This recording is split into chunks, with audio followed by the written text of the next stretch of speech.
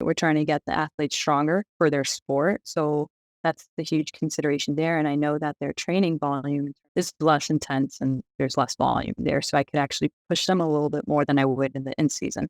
So I usually like to do full body splits 3 to 4 times a week.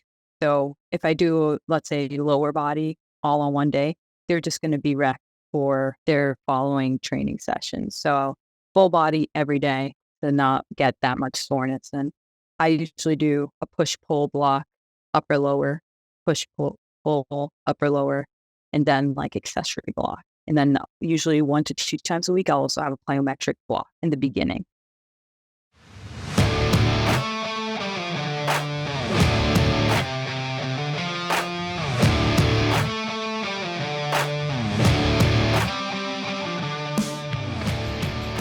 The Fitness Movement is brought to you by Zor Fitness. We offer coaching and individualized program design, as well as educational content for coaches and athletes. It's all at one place, zorfitness.com. Well, welcome everybody. Today we're going to be talking through strength and conditioning for triathlon training and triathletes. So we got Day back on the show. And Day, really quickly, explain to people like what your role is with the triathlon team at Arizona. Yeah, so at Arizona, I am the strength and conditioning coach for the triathlon team. So they have their own sports specific practices with running, swimming, biking, all that stuff, led by the head coaches. And I'm basically a support staff if you want to look at it that way. And I work with the team about 3 to 4 times a week with their strength training supplementation to their overall sports practice. Sweet. Yeah, I'm super excited to talk to you. I have done some triathlon training. Coming out of college, I actually did, I don't know if you want to call it 2 seasons, but I did several events and it was kind of over the course of like 2 years. So I at least have my foot into that. Built up to a half Ironman when I did that. But like most of the stuff was like sprint or Olympic. So a little bit on the shorter side of things. So I think we could probably gear more of the conversation to like Olympic distance because if I'm not mistaken, is that what college does? Mm-hmm. Okay, Correct. just double checking. Sweet. So college is doing an Olympic distance, 1.5K swim, 40K bike, 10K run. So I believe like 0.8 miles, like 40-ish, and then a 10K 6.2 mile run.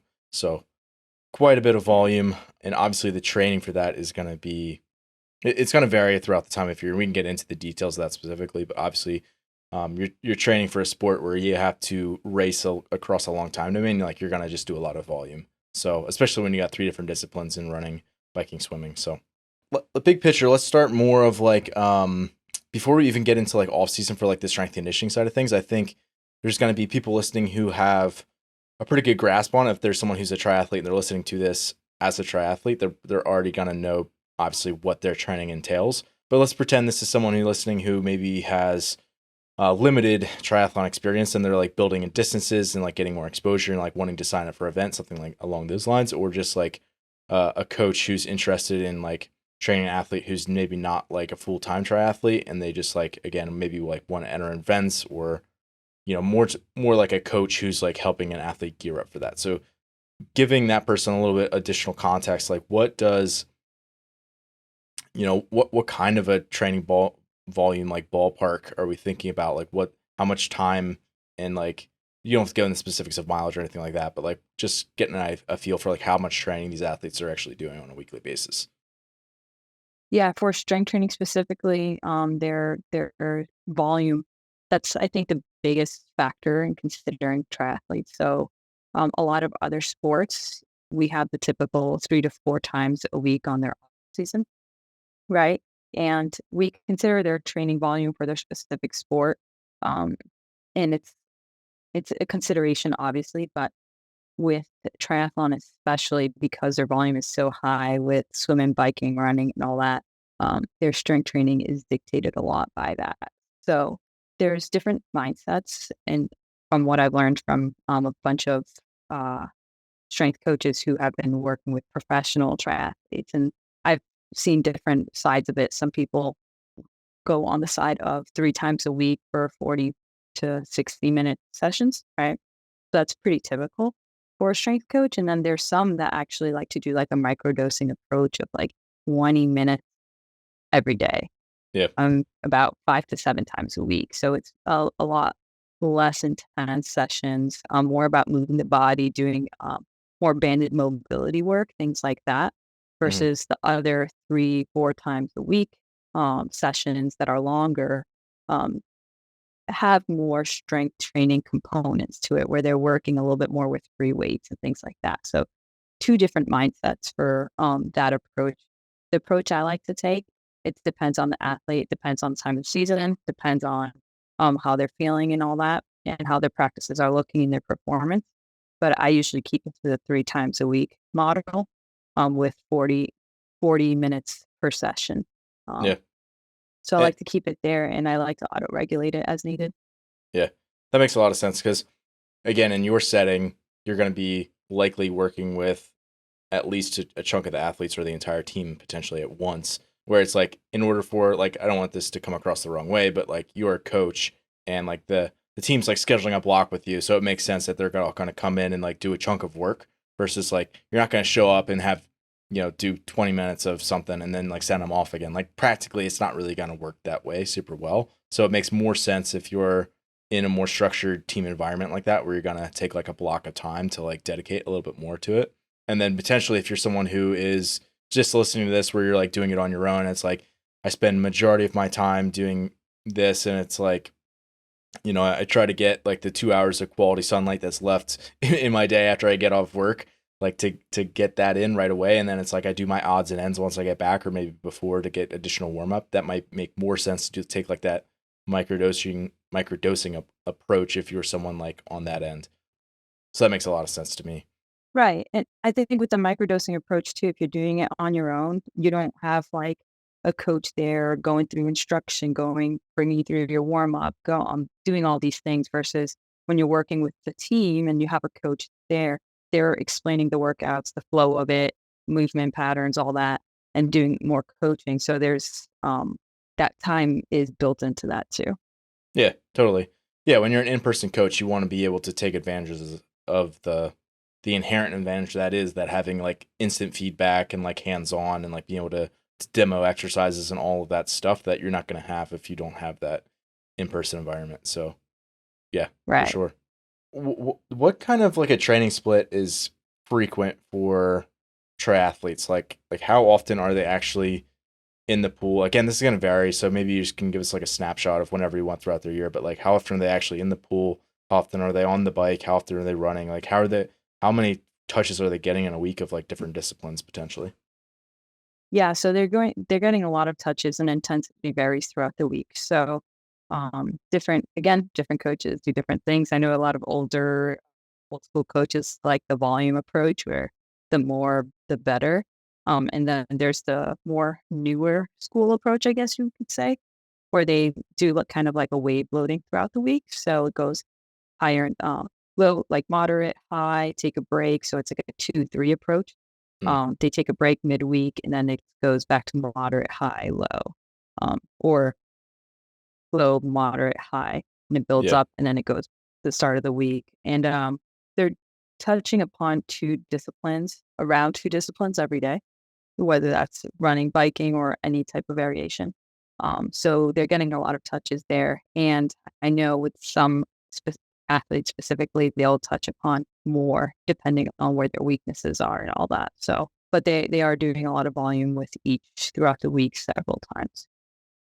Yeah, and this is where it probably could get really complicated. Like as you get closer to like your event or like your season, you're gonna probably do more of those 2 or 3 discipline days where like you're maybe doing a longer, like majority of your workout might be on the bike, but then you like end with some harder running intervals or something to like work the transition from bike to run, because like often the transitions are where people get into trouble.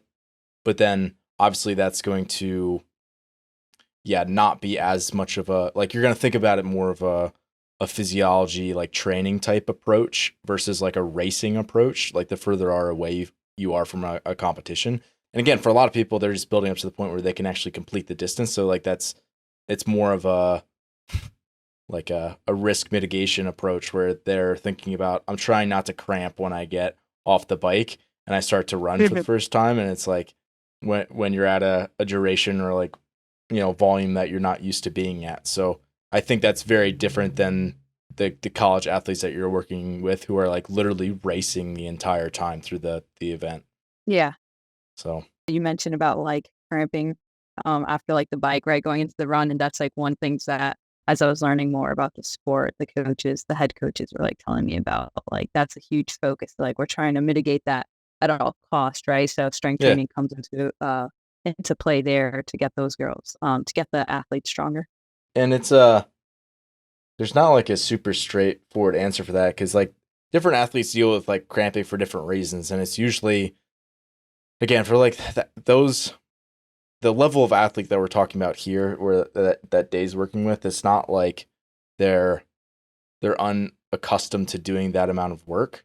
It's just that it's literally the fact that they're racing it and then having to immediately basically transition into the run. Like the turnaround time is basically zero. Like those transitions are so quick, they have everything so dialed in that it's like it's more of a matter of like getting blood flow to redirect correctly. And if that doesn't happen quick enough, that can result in cramping sometimes. And you'll see that sometimes even with if I go back to my world, like the CrossFit athletes, you'll see them do like thrusters and then they'll go to do chest to bar and their biceps will cramp because like the blood flow just didn't redirect. It's not because like their biceps didn't have enough sodium or something like really specific. It's like, I don't know. So again, I think it even depends what type of athlete you're working for. Whereas like if someone's just building up to that volume, it might just be a matter of like, yeah, you're having so much DOMs by the time you get to that point that you're just kind of destroyed. Yeah. Let's go off-season training first.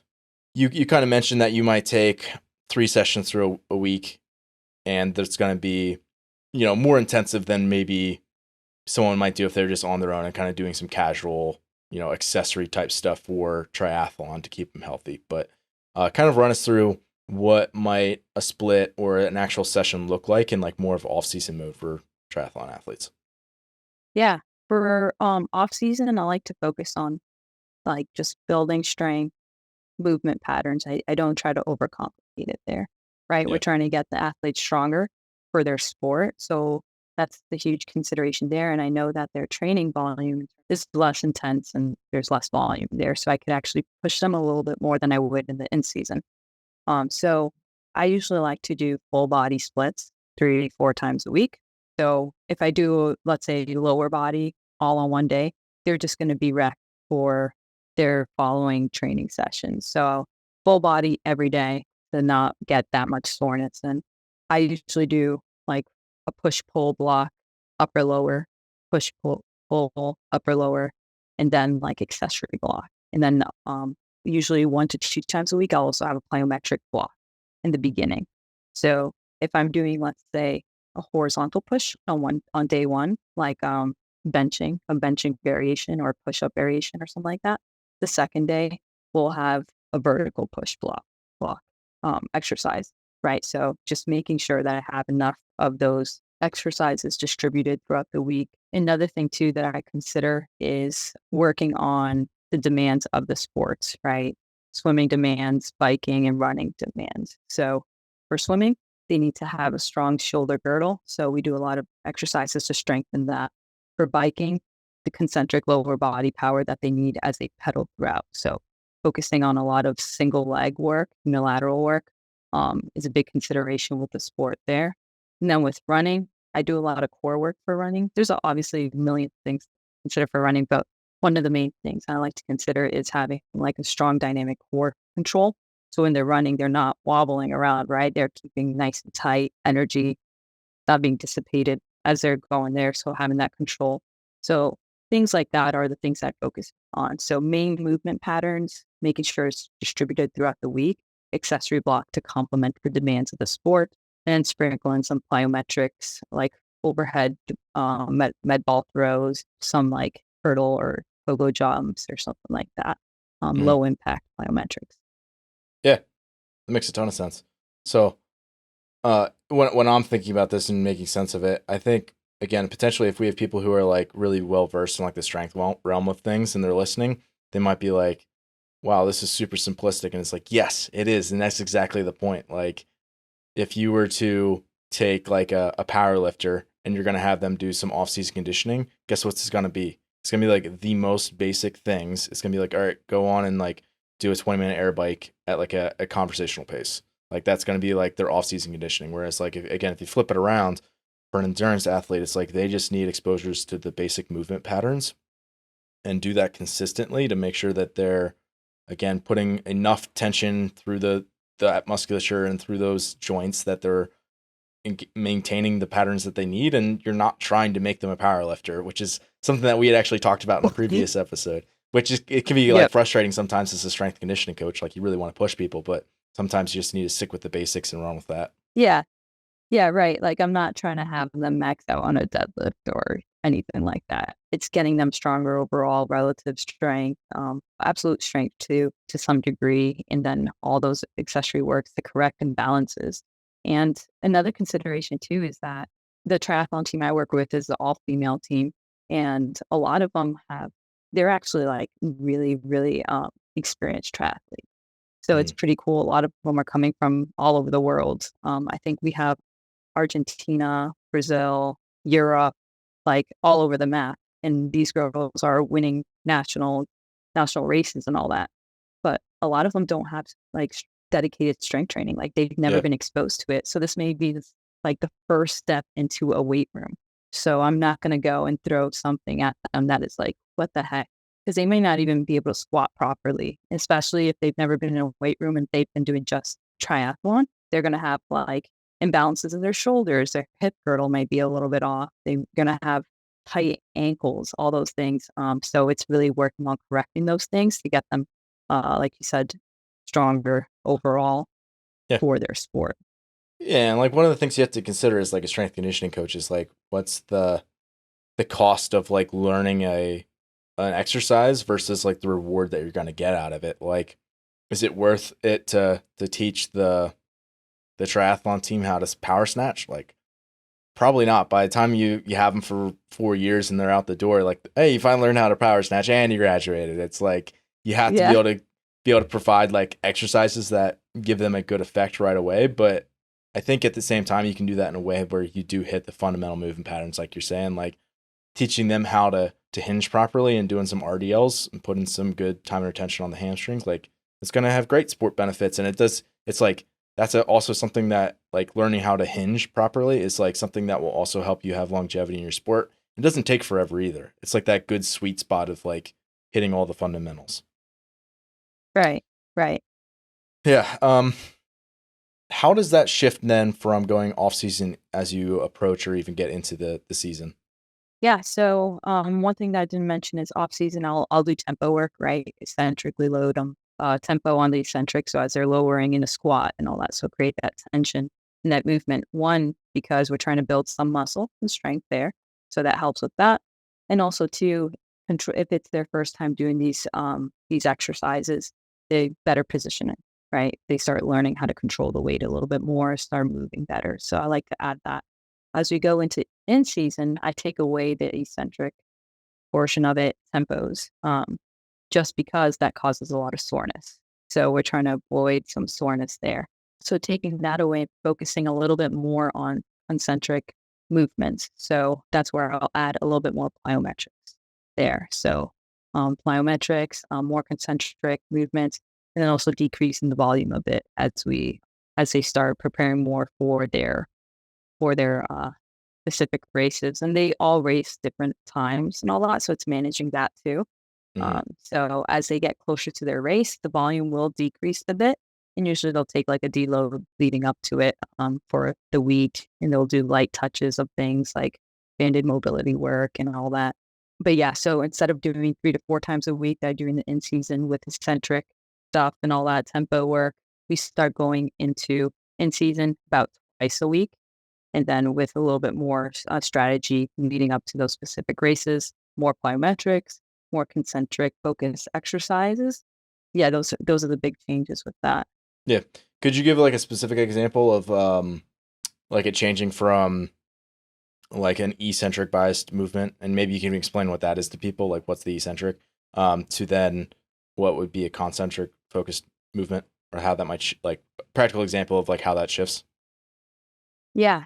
So eccentric movement, what I'll do is I'll put tempo on the eccentric portion of an exercise. So eccentric is usually when the muscle is lengthening. So think about when you're lowering a squat, your muscles are lengthening in that position. Then the concentric is coming up from that.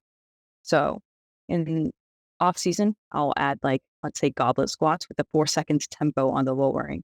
So they're lowering with that kettlebell close to their chest, going down 4 seconds, and then they come up normal tempo, right? So because of that, it elicits a stimulus that usually causes soreness the day after. So that's a lot of bodybuilders use eccentric tempos so that they could build muscle, right? Because that time under tension. As we move into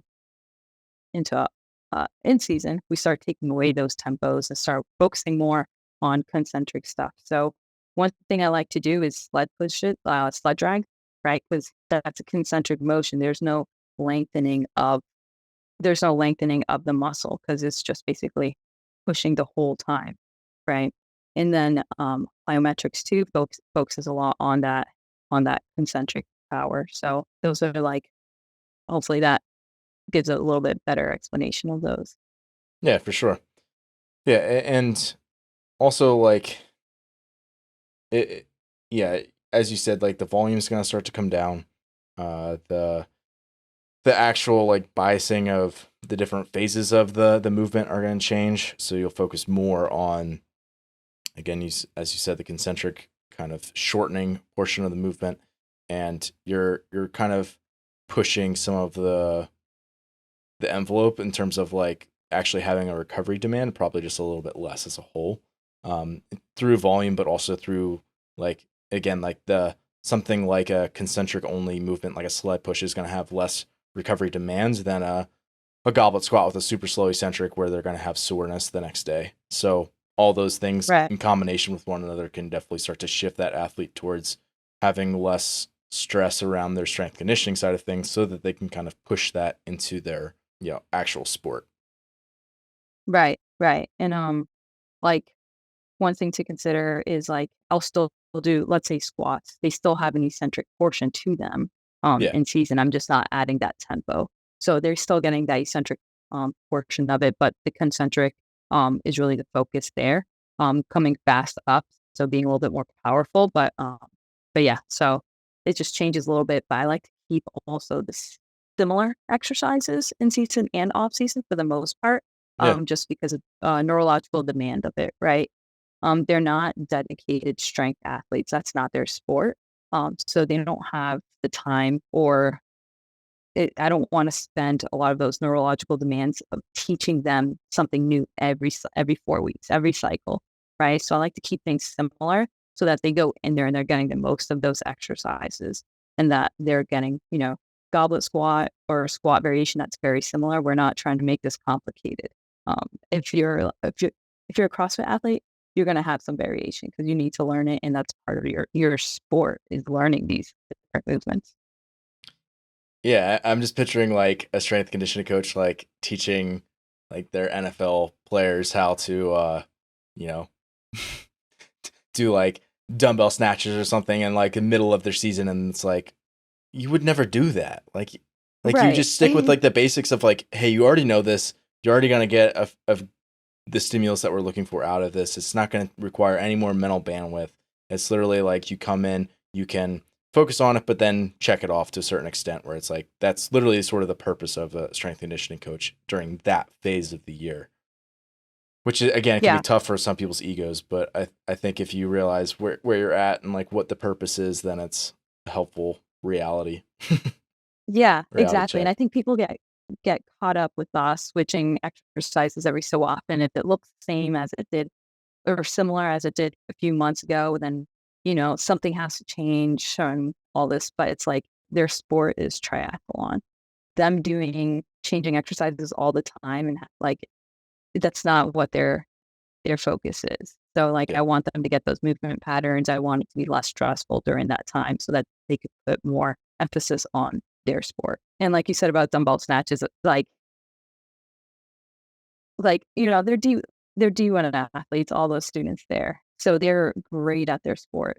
and I've seen some of the ugliest dumbbell snatches I've ever seen. And I'm not a coordinated person, right? Yeah. Because like, and it's just sometimes it's like it takes time to teach, um, and all that. And whether you're teaching a normal CrossFit class at a local gym or teaching D1 athletes, like that takes time to teach and learn. And if Mhm. you want that exercise to be implemented in your program, you're going to have to dedicate time to teaching it and for them to learn it and grasp it. And that should be done in the off season, not in the in season. Do you have a topic that you'd like to request as a future show or just a question about training? Reach out to me. My email is ben@zorfitness.com, or you can DM me on Instagram @zorfitness. Lastly, head over to zorfitness.com if you want to browse all of our previous shows with in-depth show notes as well as educational content for all things training. So, do you think more about just like having good fundamental movement patterns and like moving well as like creating a injury mitigation component to their training, or is it, do you have like other exercises that you like to add in that are like quote unquote like bulletproofing type exercises? And not that it has to be either or, but like where do you land on that?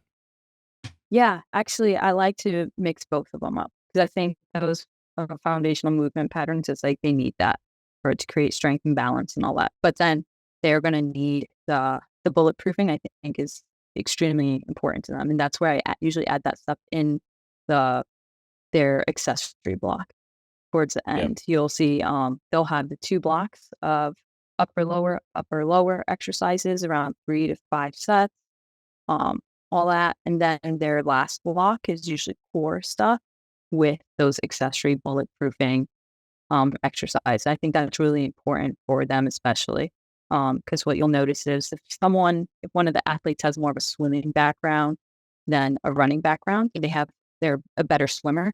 You'll notice, like I mentioned earlier, like imbalances in their shoulder. So they're going to need to do a lot of things to kind of get that scapular control there, and with their ankles too, a lot of ankle stiffness, and that's with runners as well. But working on those things, doing knee health stuff, working on the knees, all the different joints. So I do include that. That's a big part of their exercise of their program throughout the year, in Yeah. season and off season. Yeah. Maybe just like run us through just like a few examples. You don't have to be exhaustive by any means, but like maybe just a few examples of like exercises, and then just like briefly describe them to people. We don't have to bore people with it, but like again, you Yeah, said like shoulder health, knee health, ankle mobility. Maybe just stick with those for now. What would be some examples of like the your kind of go-to yeah. exercises there? So, for example, one of the I'm thinking right now of their current program on like I think it's like day 2 of the week. They have one of their blocks is just, the accessory work is bent leg calf raises, work on the soleus, and that's usually, beneficial for runners. So, working on that muscle, that soleus muscle is essential for them. So building strength in that. And then it goes, so that's the lower body accessory work. And then the upper body accessory work will be prone YTWLs. So YTWLs, working on the shoulders, you're just doing the Y, TWL. I'm not Drawing, gonna literally drawing do it. letters. Yeah, yeah. Why You is do literally draw your body. But working on building that, all the little stabilizer shoulder muscles there. So, that's like one block, and then they'll do like 3 sets of that. Another accessory block that I'm thinking of right now is like doing hamstring curls, some knee flexion that's, for the hamstring.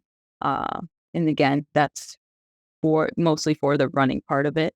So I'll do like leg curl machine or banded leg curls or something of that sort. Cuban press for the shoulders.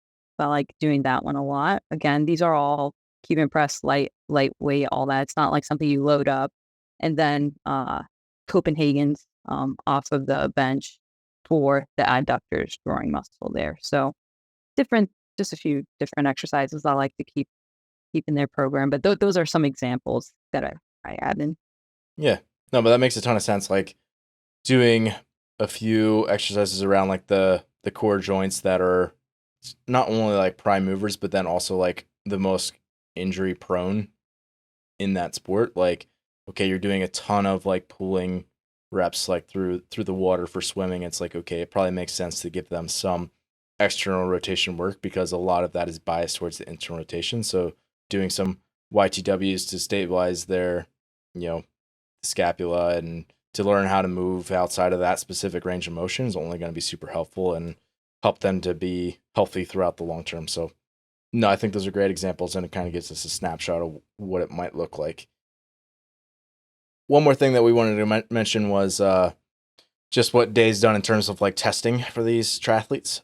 So I don't really have any background on this, so Day, I'll just let you jump right into it. All right, cool. So some testing stuff that I do with the athletes beforehand, just to kind of see where they're at, just to get a benchmark. And from there, at the end of the program, we again do the testing, see where the improvements are and all that, and see the progress that they made. But just to go through a few of them, we do like a dowel overhead squat. And usually when I give these, I don't give much instruction. I just want to see how they move. So Mm. because if I give them instruction, one, they're either going to overthink it or they're going to be conscious of it and then start doing things that they don't normally do. So I just give them a dowel. I demonstrate it quickly once and then have them do it. And when they're doing that, I'm looking at their ankle, hip, thoracic mobility, right? And I usually film it so I have it before, like a before and after. Another thing I do too is a lateral step down from a box. So they just have one foot on the box, they're doing a lateral step down. And again, that's more of a mobility focused one. And that's where I just assess the movement of their trunk, knee, and ankle. So nothing crazy there, but those are two mobility ones that I like to do. I do a max plank hold, and that is just to see their core strength, relative strength there. So um, because we do a lot of core work with them, that's in their accessory block, there is a lot of core, anti-rotation, midline, side bending things.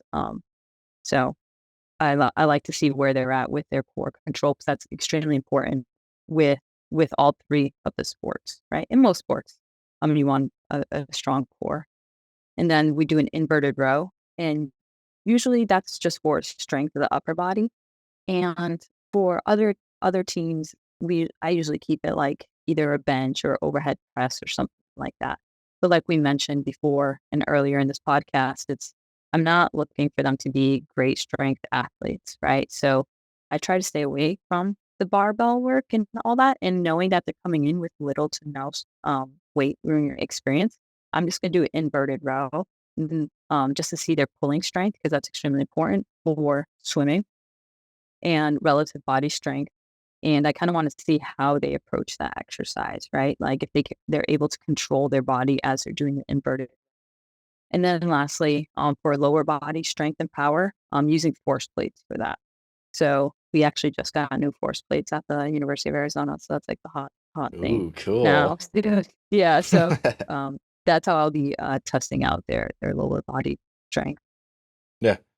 Yeah. No, I mean, again, the for testing for someone who's not a strength athlete, it's like, again, if you think about risk reward, risk of testing a 1RM back squat, it's like, again, why? Like, the only thing you're Right. gonna do there is like, stroke your own ego and like hurt the athlete potentially. Where it's like, Right. here's an environment in like an inverted row or something. It's like very controlled. It's easy to standardize. You can do minimal warm up and go to max effort, and you're still not gonna like the risk of injury is extremely low. But yet at the same time, it's a good correlate to like, okay, if this improves, likely general strength is improved, likely specific upper body strength and like horizontal pulling is improved. So it's like a great correlate with all these other things that we want to test and measure.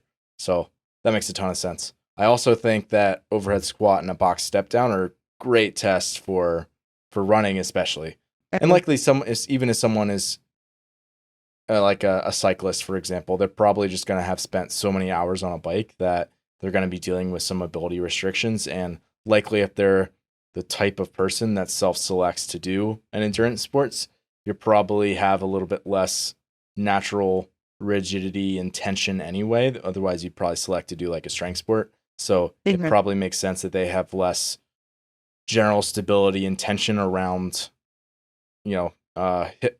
hips and ankles and like the structures that are supposed to be, able to actually create the, you know, rigidity that they need to move properly. So I think those two are great tests that kind of, again, shotgun a lot of the body groups that you were mentioning. Yeah, let's end with one more thing that I think people listening might be interested to hear, and that's people who are doing CrossFit who maybe just want to do a triathlon, because a good people who are chunk of the people listening are CrossFit athletes or CrossFit coaches or somehow involved in that community, at least to a degree. So we're kind of coming at this blind a little bit, but maybe we can just brainstorm a little bit. Let's say we have a CrossFit athlete. They're sort of recreationally competitive, where they might do like a comp like once or twice a year, like a partner comp local type thing. And they have, a triathlon they signed up for that's 2 months away or 3 months away. What should CrossFit and strength conditioning training potentially look like for someone like that going into like their build up for an event like triathlon? Yeah, if they're they're moving away from dedicated CrossFit training to more Yeah, triathlon. let's just say that they signed up for an event, they're going to do this, and they're probably eventually going to go back to CrossFit, and they're not like a games athlete or anything. It's just like, Well, you a regular gym goer who is like, hey, instead of like signing up for this partner comp that I do sometimes, I'm going to do a sprint triathlon. And, I've never done that sort of distance or really geared up for that, but like, what should be, hey, Dave, what are some of the things I should be ready for, or like think about, or how should I alter my training? yeah.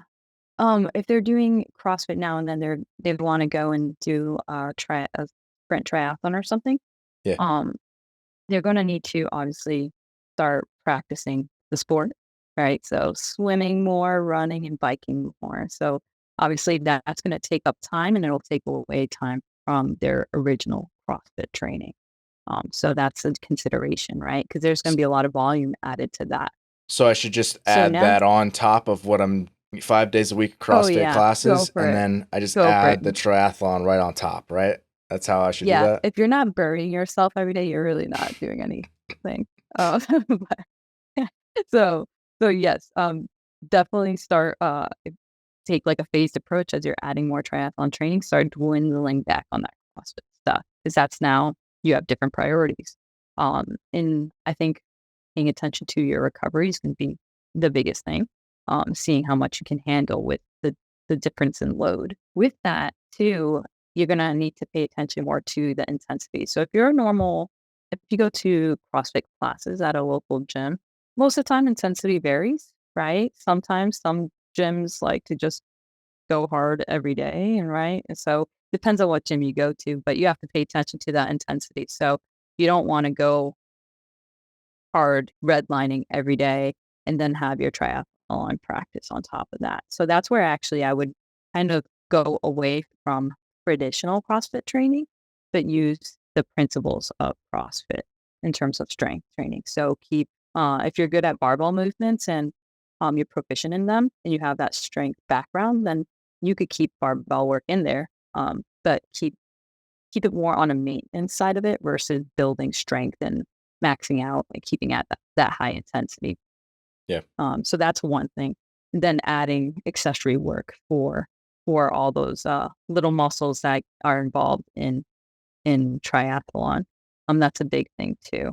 Also, if you're doing triathlon training, you're going to be doing your endurance work will be dedicated to that in the swimming, biking, and running. So if you're doing that and then you're going into a Metcon that's rowing or biking and a bunch of burpees and all that, just remember that there's going to be interference effect with that. So if you're trying to optimize your triathlon training, you may have to cut back on those Metcons and be more conscious about that. So I would actually go triathlon practice, right? And then your CrossFit will be more strength and conditioning or more strength focused versus Metcons day after day.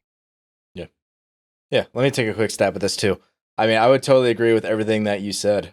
And I would really underscore the fact that, like, if you're choosing to do this, it's instead of something else, not on top of something else. Because again, I think that's just like, we laughed at that, but that's like 100% true. Like, what people will try to do is like, oh, well, I'll do this. We'll just, go for a 30-minute run after class. And it's like, no, that's not how this is going to work. I mean, you could maybe do that and maybe you even get away with it and you don't have any injuries, but it's just like, you're going to be slogging through your triathlon and just kind of hoping you finish. Whereas like, and you just got to kind of know yourself and know where you're at. Like if you're someone who's like, I really like going to class and I enjoy that.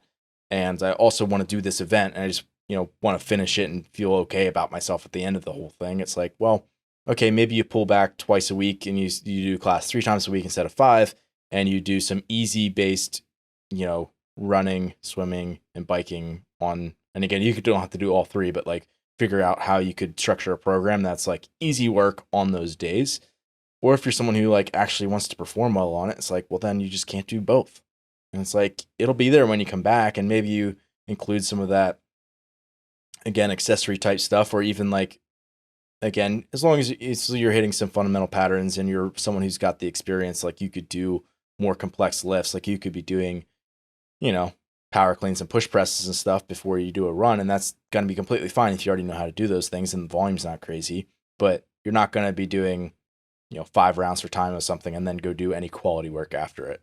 Like you just can't do a Metcon and then also do a bunch of triathlon training on top of that. So it's like, okay, if you want to do some of the sport movements, like maybe you have an EMOM of like where you do a couple toes to bar, a couple, dumbbell snatches, a couple GHDs. And it's like, as long as the volume doesn't get crazy and that's like your touch on the things to keep everything sharp when you come back to it.